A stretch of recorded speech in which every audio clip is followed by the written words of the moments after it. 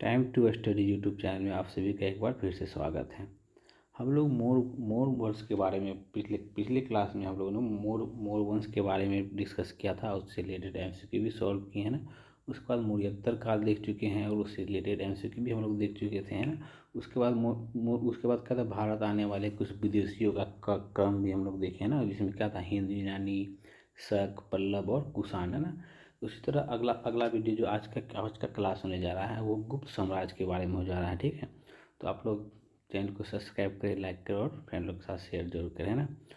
और स्टार्ट करते हैं, ठीक है।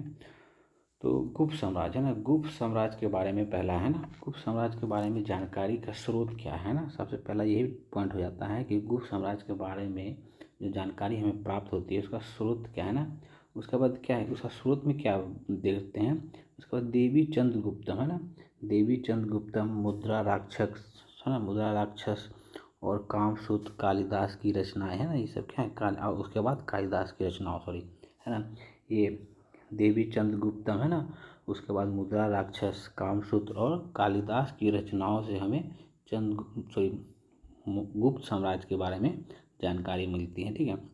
उसके बाद लेख, है ना, इसमें लेख, और उसके बाद कुछ लेखों से भी गुप्त साम्राज्य के बारे में हमें जानकारी प्राप्त होती है। तो लेख में क्या है, लेख में क्या है, प्रयाग प्रस्ती, है ना, प्रयाग प्रस्ती लेख से भी हमें गुप्त साम्राज्य के बारे में जानकारी मिलती है। और एरल अभिलेख, है ना, भानुगुप्त का एरल अभिलेख से भी हमें गुप्त साम्राज्य के बारे में जानकारी मिलती है। और कुछ विदेशी यात्री थे जो फाहियान और हेनसांग, इसके द्वारा जो लिखित है ना, इससे भी हमें गुप्त साम्राज्य के बारे में जानकारी प्राप्त होता है ना। तो उसके बाद गुप्त साम्राज्य के बारे में देखते हैं। फिर अगला क्या है, उसके संस्थापक, गुप्त वंश के संस्थापक, है ना, श्रीगुप्त, है ना। गुप्त वंश के संस्थापक कौन थे, तो श्रीगुप्त पहला देखते हैं, पहला कौन है, तो श्रीगुप्त कब तक है, तो 240 से 280 ईस्वी तक, है ना, ईस्वी AD ईस्वी, है ना। तो उसका गुप्त वंश के संस्थापक श्रीगुप्त क्या थे, ये तो गुप्त वंश के संस्थापक। क्वेश्चन आता है कि गुप्त वंश के संस्थापक कौन है, तो श्रीगुप्त, है ना। प्रयाग प्रस्ती लेख से वर्णन मिलता है ना, प्रयाग प्रस्ती लेख से वर्णन मिलता है ना कि श्रीगुप्त क्या थे, गुप्त साम्राज्य के संस्थापक थे। और इन्होंने क्या, महाराजा की उपाधि धारण की थी, है ना। अब उपाधियाँ भी इम्पोर्टेंट हो जाता है एग्जाम के दृष्टि से, आप लोग उपाधियाँ ध्यान रखिएगा, है ना। तो श्रीगुप्त की उपाधि क्या थी, तो महाराजा की उपाधि धारण किए हुए थे, है ना। उसके बाद नेक्स्ट देखते हैं घटोत्कच, घटोत्कच के ना, घटोत्कच कब, 280 से 319 ईस्वी के बीच में। इसके बारे में मेनली यही है कि वो क्या, महाराजा की उपाधि धारण किए थे ना, है ना, महाराजा की उपाधि धारण करते हैं। सो नेक्स्ट, उसके बाद गुप्त साम्राज्य में शासन किसका बनता है, तो चंद्रगुप्त प्रथम, है ना, चंद्रगुप्त प्रथम जो है ना, गुप्त शासन चलाया कब, क्वेश्चन पूछेगा गुप्त शासन कब चलाया, तो 319 ईस्वी में किसने चलाया, तो चंद्रगुप्त प्रथम ने चलाया ना। इन्होंने क्या, महाधिराज की उपाधि धारण की, मतलब चंद्रगुप्त प्रथम क्या थे, महाधिराज की उपाधि धारण किए थे ना। लच्छवी राजकुमारी, है ना, लच्छवी राजकुमारी कुमारी देवी के साथ विवाह हुआ था इनका ना। लक्ष्मी की राजकुमारी थी, कुमारी देवी के साथ इनका विवाह हुआ था। गुप्त वंश के शासकों में चंद्रगुप्त पहला शासक था जिसने चांदी के सिक्के चलाए ना। तो क्वेश्चन पूछ सकता है कि गुप्त साम्राज्य में सबसे पहले चांदी के सिक्के किसने चलाए थे, चंद्रगुप्त प्रथम। उसके बाद क्या है, समुद्रगुप्त को अपना उत्तराधिकारी बनाने के बाद चंद्रगुप्त प्रथम क्या करता है, संन्यास ग्रहण कर लेता है ना, सन्यासी हो जाते हैं। उसके बाद हम लोग देखते हैं फिर समुद्रगुप्त का शासनकाल, है ना। चंद्रगुप्त प्रथम के बाद उसका उत्तराधिकारी कौन बनता है, तो समुद्रगुप्त, है ना। समुद्रगुप्त के बारे में देखते हैं ना। विसेट स्मिथ, है ना, विसेट स्मिथ ने समुद्रगुप्त को भारतीय नेपोलियन कहा, है ना। तो क्वेश्चन पूछेगा भारत का नेपोलियन किसे कहा जाता है, तो समुद्रगुप्त को कहा जाता है ना। उसके बाद हरिसेन का रचित है ना प्रयाग प्रस्ती अभिलेख, है ना, हरिसेन रचित प्रयाग प्रस्ती अभिलेख से समुद्रगुप्त के विजयों का उल्लेख है ना, समुद्रगुप्त के विजयों का उल्लेख है ना। आर्यावर्त के, है ना, आर्यावर्त के 9 राजाओं और दक्षिण भारत के 12 राजाओं को पराजित किया किसने, तो समुद्रगुप्त ने, है ना। प्रयाग प्रस्ती अभिलेख का निर्माण अशोक द्वारा, है ना, प्रयाग प्रस्ती अभिलेख का अशोक द्वारा निर्मित, है ना, अशोक द्वारा कौशाम्बी में, है ना। इसका देखते हैं नेक्स्ट, देखिए प्रयाग प्रस्थि अभिलेख का निर्माण जो कि अशोक द्वारा कराया गया था कौशाम्बी में, जिसे अकबर ने प्रयाग में स्थापित करवाया था, है ना। और इस स्तंभ पर जहांगीर और बीरबल का वर्णन मिलता है ना। तो हम लोग ये स्तंभ के बारे में देख चुके हैं ना, पिछले क्लास में भी ये चीज़ देख चुके हैं कि प्रयाग पर स्तंभ कहाँ, तो प्रयाग के इलाहाबाद के किले में स्थापित करता है ना अकबर द्वारा, है ना। तो ये उसके बाद नेक्स्ट देखते हैं समुद्रगुप्त को, है ना। उसके बाद क्या है, समुद्रगुप्त को कविराज भी कहा जाता है ना। समुद्रगुप्त को क्या कविराज भी कहा जाता था।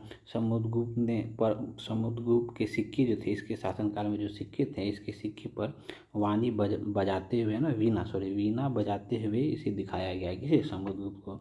और ताम्रपत्र में समुद्रगुप्त को परम भागवत की उपाधि दी गई है, किसमें, तो ताम्रपत्र में, है ना।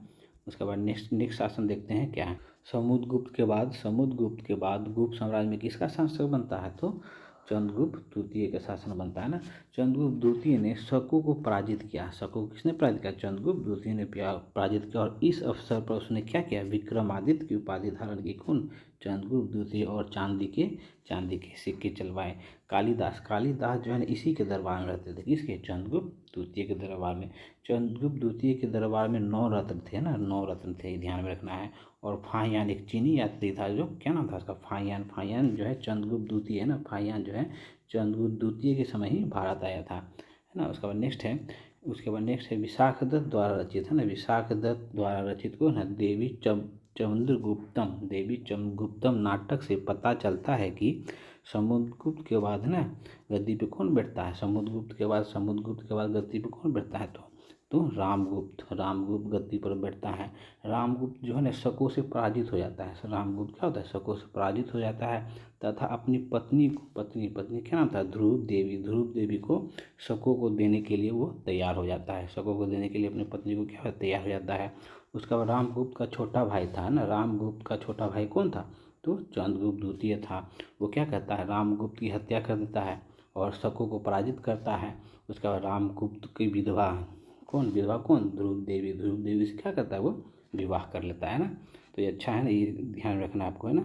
चंद्रगुप्त द्वितीय ने विवाह संबंध और उसके बाद क्या, विजय, दोनों तरह से क्या अपना साम्राज्य की सीमा का विस्तार करता है। वैवाहिक संबंध से भी और विजय दोनों के द्वारा दोनों के द्वारा क्या करता है, ये अपना साम्राज्य का विस्तार करता है।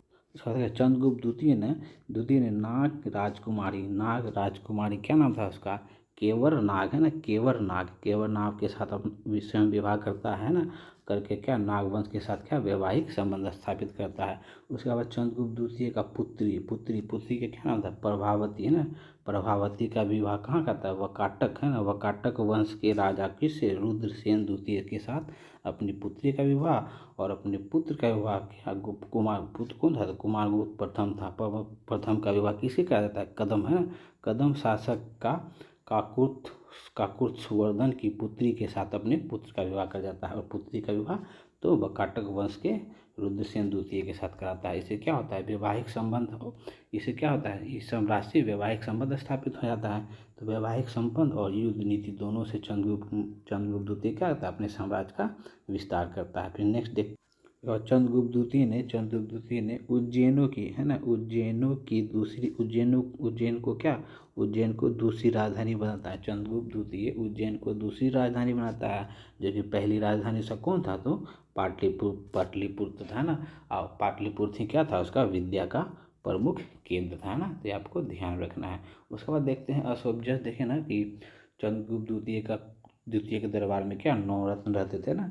9 विद्वानों का एक मंडली हुआ करता था। इन 9 रत्नों में कौन कौन था, तो देखिए कालिदास, धनवंती, है ना, छपनक, है ना, अमर सिंह, शंकु और वेताल भट्ट, है ना, घटक, पर्ण और बहार मिहिर और वर रुचि, है ना। ये 9 रत्न किसके दरबार में, चंद्रगुप्त द्वितीय के दरबार में रहते थे। और उसके बाद चंद्रगुप्त द्वितीय के बाद देखते हैं,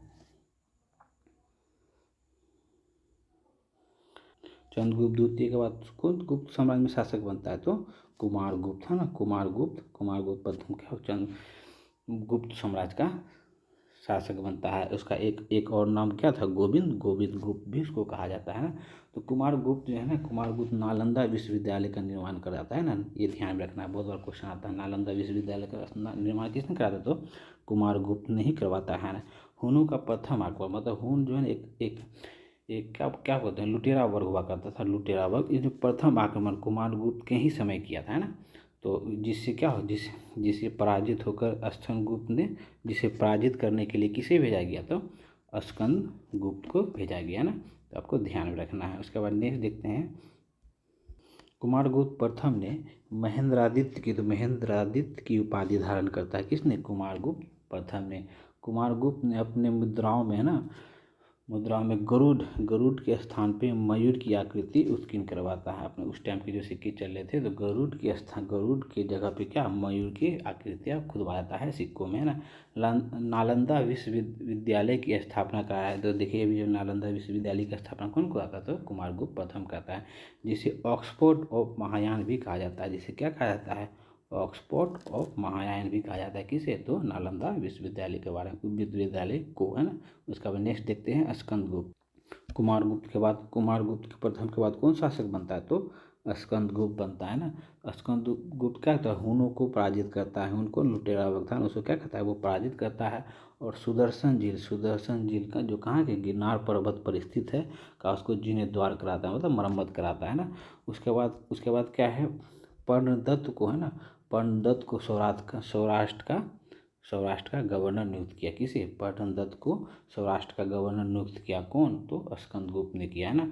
उसके बाद गुप्त वंश का अंतिम शासक कौन आता है, अंतिम शासक याद रखना है, कौन, गुप्त वंश का अंतिम शासक कौन बनता है, तो कुमारगुप्त होता है ना। उसके बाद एक नेक्स्ट पॉइंट है कि भानुगुप्त का एरन अभिलेख से सती प्रथा का पहला प्रमाण मिलता है ना। किसे, तो भानुगुप्त का एरन अभिलेख से। ये क्वेश्चन आएगा जब हम लोग एमसीक्यू देखेंगे इससे रिलेटेड, तो ये क्वेश्चन आप लोग को वहाँ जोर मिलेगा। उसका बाद नेक्स्ट देखते हैं क्या है। उसके बाद है गुप्तकालीन प्रशासन, है ना। गुप्तकालीन प्रशासन के बारे में हम लोग देखते हैं ना। जैसे प्रशासन देखिए, पहले देश है, जैसे होता है ना, निचले ग्राम है ना, ग्राम, जिला, इस तरह से देखते हैं, जिला, राज्य, देश, इस तरह का सीक्वेंस होता है ना प्रशासन की। उसी तरह इस यहाँ पे भी था। तो देश को क्या कहा जाता था, तो गोपन कहा जाता था। मुक्ति को क्या कहता, उपरिक कहा जाता था। उसका विषयपति कहा जाता था। ग्रामिक मतलब समाज का सबसे छोटा इकाई कौन था, तो ग्राम था। उसी तरह बढ़ते बढ़ते यहाँ तक आता है ना। तो ये सीक्वेंस हम लोग अभी के भी टाइम में देखने को मिलता है। उसके बाद राजा क्या है, देवी उपाधि रखता था। मतलब राजा क्या था, राजा देवी उपाधि रखता था। किसमें, तो गुप्त साम्राज्य के शासनकाल में ना। उसके बाद समाज जो है ना, कायस्थ जाति का प्रथम वर्णन मिलता है। समाज में जो कायस्थ जाति का प्रथम वर्णन मिलता है। किसी मतलब अर्थव्यवस्था, उसको जैसे कि अर्थव्यवस्था क्या था, तो कृषि आधारित अर्थव्यवस्था था। और लगान के रूप में कितना लिया जाता है, 1/4 से 1/6 के बीच क्या लगान लिया जाता था। व्यापार के लिए श्रेणी व्यवस्था था। मतलब क्वेश्चन पूछेगा कि मौर्य साम्राज्य में व्यापार के लिए जो कौन सा व्यवस्था अपनाई जाती थी, श्रेणी व्यवस्था अपनाई जाती थी। जिसे क्या, श्रेष्ठक, है ना, जिसका अध्यक्ष कौन होता था, तो श्रेष्ठक, है ना, श्रेष्ठक अध्यक्ष होता था। उसका बाद पूछेगा, क्वेश्चन आ जाएगा कि गुप्त साम्राज्य में प्रमुख बंदरगाह, है ना। तो गुप्त साम्राज्य में प्रमुख बंदरगाह कौन था, तो प्रमुख बंदरगाह क्या था, तो कौन था, ताम्रलिप्ति, है ना। ताम्रलिप्ति का गुजरात पता है ना, वहाँ का क्षेत्र क्या होता था, ये प्रमुख बंदरगाह था। उसका बाद पूछा, गुप्त साम्राज्य में प्रमुख व्यापारी केंद्र, तो व्यापारी कौन केंद्र था, तो उज्जैन था, है ना। और उस समय जो है स्वर्ण सिक्के थे, स्वर्ण सिक्के को क्या कहा जाता था, दिनार कहा जाता था। और चांदी के सिक्के को क्या कहता है, रुपका, है ना, रुपका या रुपया कहा जाता था, है ना। उसके बाद ध्यान नेक्स्ट देखते हैं, नेक्स्ट क्या है, तो भूमि, है ना। भूमि दान का विस्तार, मतलब भूमि ज़्यादा रूप से उस टाइम क्या हुआ, दान देने जाने लगा था। तो भूमि का क्या होता है, विस्तार हो जाता है। और उसके बाद देखिए धर्म, गुप्त शासक कौन थे, गुप्त शासक का धर्म क्या हुआ था, मूलतः वैष्णव धर्म के अनुयायी ये लोग हुआ करते थे, है ना। उसके बाद देखिए मंदिर निर्माण परंपरा, है ना। मंदिर निर्माण की परंपरा जो होता है ना, तो गुप्तों के टाइम से ही स्टार्ट होता है। इसमें गुप्तों के टाइम से ही स्टार्ट होता है। इस टाइम के कुछ प्रमुख मंदिर देख लेते हैं, कौन, देवगढ़ झांसी का, है ना, 10 अवतार मंदिर, है ना। देवगढ़ झांसी का 10 अवतार मंदिर, है ना। विष्णु के 10 अवतारों का 10 अवतारों में बाहर अवतार क्या है सबसे प्रचलित है। विष्णु के 10 अवतार हम लोग पिछले वीडियो की क्लास में हम लोग देख चुके हैं ना, ठीक है। आगे देखते हैं फिर। उसके बाद है गुप्त काल में हम लोग कला देखते हैं। तो गुप्त काल में कला है ना, गुप्त काल में कला का पहला हो जाएगा वास्तुकला, है ना। पहला क्या है तो वास्तुकला। वास्तुकला में नागर शैली का विकास होता है। वास्तुकला में नागर शैली का विकास कहाँ से होता है? गुप्त के शासनकाल में होता है। उसके बाद देखते हैं चित्रकला। चित्रकला में क्या है? अजंता एवं बाघ की गुफा, है ना। अजंता एवं बाघ की गुफा। अजंता गुफा में क्या है? बौद्ध की महायान शाखा औरंगाबाद महाराष्ट्र में है। उसके बाद बाघ की गुफा कहाँ है? तो MP है ना। इसमें लोक जीवन का चित्रण किया गया है। उसके बाद देखते हैं हम लोग गुप्त साम्राज्य की मूर्तिकला। मूर्तिकला में देखते हैं बौद्ध की मूर्ति एवं स्पर्श मुद्रा, है ना। भूमि स्पर्श मुद्रा, बौद्ध की भूमि स्पर्श मुद्रा की मूर्ति का निर्माण कब होता है? तो गुप्त साम्राज्य के शासनकाल में ही, गुप्तों के शासनकाल में होता है ना। उसके बाद साहित्य का विकास, है ना। साहित्य का विकास, साहित्य में क्या है? राजकीय भाषा क्या थी? गुप्त वंश के शासन में राजकीय भाषा क्या थी? तो संस्कृत थी, है ना। तो आप लोग को ये ध्यान में रखना है। उसके बाद नेक्स्ट देखते हैं कालिदास। हम लोग पीछे देखें ना, कालिदास इसी के दरबार में रहते थे, 9 रत्नों में से एक था। तो कालिदास द्वारा रचित कुछ पुस्तकें हैं जो एग्जाम हॉल में आपसे काफ़ी पूछे जाते हैं। उनमें से पहला है अभिज्ञान शकुंतलम। अभिज्ञान शकुंतलम के रचयिता कौन है? तो कालिदास, ध्यान में रखना है। उसके बाद मालिका अग्निमित्रम। मालिका अग्निमित्रम भी कालिदास द्वारा रचित है ना। विक्रोह वर्षीय, है ना। विक्रोह वर्षीय कौन लिखे हैं? तो कालिदास लिखे हैं। उसके बाद क्या है? रघुवंशम। रघुवंशम भी किसके द्वारा? तो कालिदास के द्वारा लिखे हैं। कुमार संभव, मेघदूत और ऋतु संहार, ये सब पुस्तकें किसके द्वारा लिखी गई है? तो कालिदास के द्वारा लिखी गई है ना, ध्यान में रखिएगा। उसके बाद नेक्स्ट, उसके बाद उसके बाद और भी कुछ पुस्तकें हैं जो गुप्त साम्राज्य के शासनकाल में लिखी गई हैं। कौन सा है? तो उसमें से कौन है? पंचतंत्र।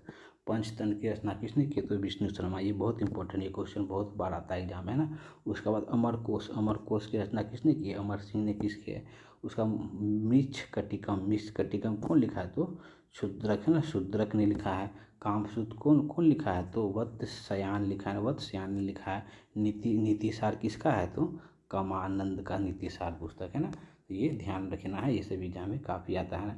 उसके बाद देखते हैं इसके शासनकाल में कुछ विद्वानों के बारे में। आर्यभट्ट इसी के शासनकाल से संबंधित है ना। तो आर्यभट्ट के बारे में देखते हैं। आर्यभट्ट की पुस्तक क्या है? तो आर्यभट्ट की कुछ पुस्तकें हैं, क्या है? आर्यभट्टम, है ना। आर्यभट्टम, सूर्य सिद्धांत, है ना। और 10 गीत की, है ना। 10 गीतिका, ये सब किसकी रचना है? तो आर्यभट्ट की रचना है। और आर्यभट्ट ने खोज किया, किसी खोज किया? तो शून्य का आविष्कार, दशमलव और पाई, है ना। पाई, और उसका पृथ्वी जो है सूर्य का चक्कर लगा रहा है, ये सर्वप्रथम किसने कहा? तो आर्यभट्ट ने कहा था। उसके बाद दूसरा कौन है? बराहमिहिर, है ना। बराहमिहिर क्या कहा? बराहमिहिर ने कहा है कि चंद्रमा पृथ्वी का, मतलब चंद्रमा जो है पृथ्वी का, और पृथ्वी सूर्य का परिक्रमा करता है। ये पहले कौन कहा था? तो बराहमिहिर ने कहा था। उसके बाद क्या है? ब्रह्मगुप्त क्या है? ब्रह्म सिद्धांत दिया हुआ इसने। ऐसे क्या कहा जाता है? भारत का न्यूटन कहा जाता है ना। तो ध्यान रखिएगा ये चीज़। उसके बाद नेक्स्ट देखते हैं हम लोग। उसके बाद नेक्स्ट है गुप्तोत्तर काल देखते हैं, जो गुप्त काल के बाद का काल। हम लोग ने जस्ट अभी देखा ना कि गुप्त वंश का अंतिम शासक कौन था? तो विष्णुगुप्त था ना। तो उसके बाद हम लोग जब गुप्त वंश खत्म हो जाता है, उसके बाद का वंश देखते हैं। तो उसको क्या था? गुप्तोत्तर काल या गुप्तोत्तर काल, है ना। गुप्त काल के बाद का काल। तो उसी में आता है पुष्यभूमि, है ना। पुष्यभूति वंश या वर्धन वंश, है ना। गुप्त वंश के बाद कौन वंश का उदय होता है? तो पुष्यभूति वंश या वर्धन वंश, है ना। गुप्त वंश के पतन एवं हुनों के आगमन के बीच कई छोटे राज्यों का उदय हुआ, है ना। जिसमें वर्धन वंश एक है। ये कब? 26वीं शताब्दी का बात है ना। उसके बाद नेक्स्ट देखते हैं। उसके बाद देखते हैं कि वर्धन वंश की जानकारी के स्रोत, है ना। वर्धन वंश के बारे में जानकारी का स्रोत हम लोग को कहाँ से कैसे प्राप्त होता है ना। तो इसके बारे में हम लोग देखते हैं। तो क्या है स्रोत? पहला क्या है स्रोत, है ना। उसके बाद क्या है? बाणभट्ट द्वारा हर्षचरित और कदम्बरी है ना, कदम्बरी है ना, इसे क्या इसके दरबारी कवि थे बाणभट्ट कौन, वर्धन वंश के दरबारी कवि थे। इसके द्वारा हर्षचरित की रचना किसने की, तो बाणभट्ट की। इससे भी वर्धन वंश के बारे में जानकारी मिलती है। उसके बाद हेनसांग, हेनसांग की एक पुस्तक है सीयू की, इसके बारे इससे भी क्या वर्धन वंश के बारे में जानकारी मिलती है। उसके बाद पुलकेशिन पुलकेशिन के एहोल अभिलेख से ना, एहोल अभिलेख जो कि चालुक्य वंश के राजा है ना, चालुक्य वंश, इससे भी हमें वर्धन वंश के बारे में जानकारी मिलती है ना। तो बात उसके बाद एक और बुक कौन सा है, तो कल्हन, कल्हन की राज तरंगिरी है ना, कल्हन कौन सा पुस्तक है, तो राज तरंगिरी है ना, इससे भी हमें कुछ जानकारी मिलती है वर्धन वंश के बारे में। नेक्स्ट है फिर वर्धन वंश के कुछ प्रमुख शासक है ना, वर्धन वंश के प्रमुख शासकों में देखते हैं संस्थापक। वर्धन वंश की संस्थापक कौन थे, तो पुष्यभूति है ना, पुष्यभूति क्या थे, वर्धन वंश के संस्थापक थे। उसकी राजधानी क्या था, तो थानेश्वर, थानेश्वर क्या थी उसकी राजधानी थी। उसके बाद देखते हैं प्रमुख शासक। उसके बाद एक शासक बनता है जिसका क्या नाम है, प्रभाकरण वर्मन है ना, प्रभाकरण वर्मन शासक बनता है। प्रमुख शासक कौन, प्रभाकरण वर्मन बनता है। इसका विवाह किससे होता है, तो यशोमती से इसका विवाह होता है। इसको जो है ना एक पुत्री और 2 पुत्र थे ना। तो पहला पुत्री क्या है, पुत्री का नाम था राजश्री। पुत्र छोटा बेटा का क्या नाम था, हर्षवर्धन, और बड़ा बेटा का क्या नाम था, राजवर्धन है ना। इसके बारे में देखते हैं। उसके बाद इसकी पुत्री का विवाह जो है, इसकी पुत्री का विवाह कन्नौज वंश के शासक है ना, गिरिवर्मा के साथ होता है इसकी पुत्री का विवाह। पुत्री कौन थी, तो राजश्री। इसकी पुत्री का विवाह क्या होता है, कन्नौज वंश के शासक कौन, गिरिवर्मा के साथ इसका विवाह होता है ना।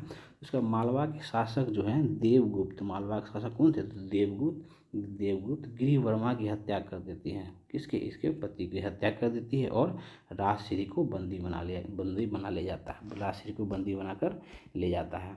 उसके बाद जब राजश्री को बंदी बना के ले जाता है, तो उसका जो बड़ा बेटा था कौन, राजवर्मन है ना, राजवर्मन जो है ना, राजवर्मन जो उसका बड़ा बेटा था, वो क्या करता है, राजवर्मन ने देवगुप्त जो उसकी बहन को किडनैप करके लेके चला जाता है, क्या नाम था, राजश्री को, देवगुप्त की हत्या कर देता है कौन, तो राजवर्मन, उसके बड़े बेटे हैं ना, कर देता है। पर शशांक ने, मतलब शशांक ये बंगाल का शासक था, धोखे से क्या करता है, राजवर्मन की हत्या कर देता है।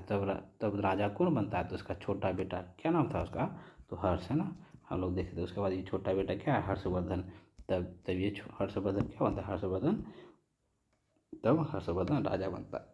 शशांक देखिए, शशांक के बारे में दिया, शशांक बंगाल का शासक था, और ये शैव धर्म को मानता था। ये शशांक ही है ना, बोधि वृक्ष को कटवा देता है ना, बोधि वृक्ष को क्षति यही पहुंचाता है। उसके बाद देखिए कि हर्षवर्धन किस तरह शासक बनता है ना। उसके बाद हम लोग देखते हैं हर्षवर्धन के बारे में। देखिए किस कालखंड की घटनाओं के बाद हर्षवर्धन अपना शासक बनता है, उसके बाद हर्षवर्धन के बारे में देखते हैं। हर्षवर्धन जो है 16 वर्ष की आयु, मात्र 16 वर्ष की आयु में क्या राजा बनता है, और बौद्ध धर्म को स्वीकारता है। तो बौद्ध धर्म की शाखा को स्वीकारता है, तो महायान शाखा का है ना।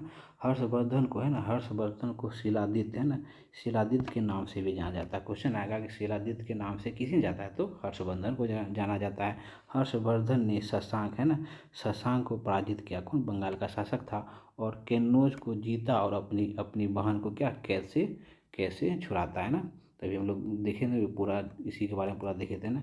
हर्ष ने कन्नौज को अपना राजधानी बनाता है। हर्ष कहाँ पे अपना राजधानी बनाता है, तो कन्नौज में, जो कि उसकी बहन का जो शादी हुआ था कन्नौज से ना, कन्नौज के राजा से शादी हुआ था ना, उसी को अपना क्या करता है, वहाँ राजधानी बना लेता है। जिससे क्या होता है, उसका बहन का भी जो ससुराल होता है वो भी उसके अंदर में आ जाता है, मतलब कन्नौज भी उसके अंदर आ जाता है ना।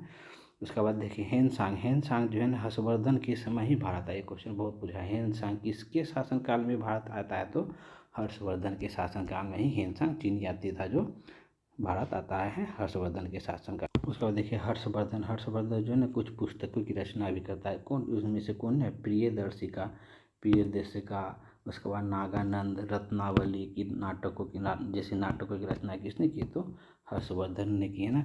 हर्षवर्धन को भारत का अंतिम हिंदू शासक कहा जाता है। हर्षवर्धन ने कन्नौज के विभिन्न धर्मों है ना, हर्षवर्धन ने कन्नौज में विभिन्न धर्मों का क्या विशाल सभा का भी आयोजन करता है। अब एक यहाँ देखिए, हर्षवर्धन ने ही जो है ना कुंभ मेला का भी आयोजन यही ने स्टार्ट करवाया था ना। तो उसके बाद देखिए हर्ष ने प्रत्येक 5 वर्षों में प्रयाग संगम में एक समारोह जो है ना, महामोक्ष परिषद समारोह क्या नाम था, महामोक्ष परिषद आयोजन करवाता था कहाँ पे, तो प्रयाग में संगम में, है ना। हर्ष के काल में मथुरा प्रमुख सूती वस्त्र का केंद्र था। तो पूछेगा कि हर्ष के काल में किस सूती वस्त्र का केंद्र कहाँ था, तो मथुरा था ना, ये आपको ध्यान में रखना है। उसका नेक्स्ट देखते हैं, नर्मदा नदी के तट पर, है ना, नर्मदा नदी के तट पर हर्षवर्धन और पुलकेशिन द्वितीय से युद्ध होता है। नर्मदा नदी के तट पर हर्षवर्धन और पुलकेशिन द्वितीय से युद्ध होता है। इसकी जानकारी कहाँ से मिलती है, तो ऐहोल अभिलेख से इसके बारे में जानकारी मिलती है ना। हर्ष के मंत्रिपरिषद के मंत्री को सचिव या अमात्य कहा जाता था ना। मंत्रिपरिषद के मंत्री को क्या, सचिव और या अमात्य कहा जाता था। नेक्स्ट क्या है, हर्ष का साम्राज्य जो है ना कई प्रांतों में बटा हुआ था ना। हर्ष का साम्राज्य कई प्रांतों में विभाजित था। प्रांतों को क्या कहा जाता था, भुक्ति कहा जाता था ना, तो ध्यान रखिएगा। अब पुलिस कर्मियों को क्या कहा जाता था, चाट या भाट भी कहा जाता था। हर्षचरित में सिंचाई के साधन के रूप में क्या है, तुला यंत्र मतलब हर्ष ने सिंचाई के साधन के रूप में एक यंत्र था, कौन, तुला यंत्र, जिसको क्या जल पंप का भी उल्लेख मिलता है ना, जल पंप का भी उल्लेख मिलता है ना। तो उसके बाद नेक्स्ट हम लोग देखते हैं, तो यही तक था गुप्तोत्तर काल के बारे में जानकारी हम लोग का, है ना। उसके बाद हम लोग देखेंगे भारत का दक्षिण भारत का इतिहास देखें ना। तो हम लोग देखें ना, पूरा सीक्वेंस से प्राचीन भारत का इतिहास हम लोग पढ़ते आ रहे हैं, और संभवतः 2-3 क्लास के बाद क्या हम लोग का एशियन हिस्ट्री जो है ना कंप्लीट हो जाएगा। तो आप लोग चैनल को लाइक करें, सब्सक्राइब करें, इसी तरह प्यार बनाए रखें। Thank you for watching. मिलते हैं अब इससे रिलेटेड एमसीक्यू के साथ, है ना। ये वीडियो जो 2 से 3 बार देख लें, उसके बाद एमसीक्यू का प्रॉब्लम सॉल्व करें, आपका पूरा कंसेप्ट क्लियर हो जाता है। अगर नहीं होता है तो वीडियो को एक बार और दें। मुझे जहाँ तक विश्वास है कि आप लोग का कंसेप्ट 1 से 2 बार वीडियो एक ही बार देखने से हो जाता होगा, और 2 बार देख लेते तो और अच्छा रहेगा ना, 3 बार देख लेते तो और अच्छा रहेगा, और एमसीक्यू जब कर लेते हैं तो सारा क्लियर होता है ना। ठीक है, फिर थैंक यू फॉर वॉचिंग।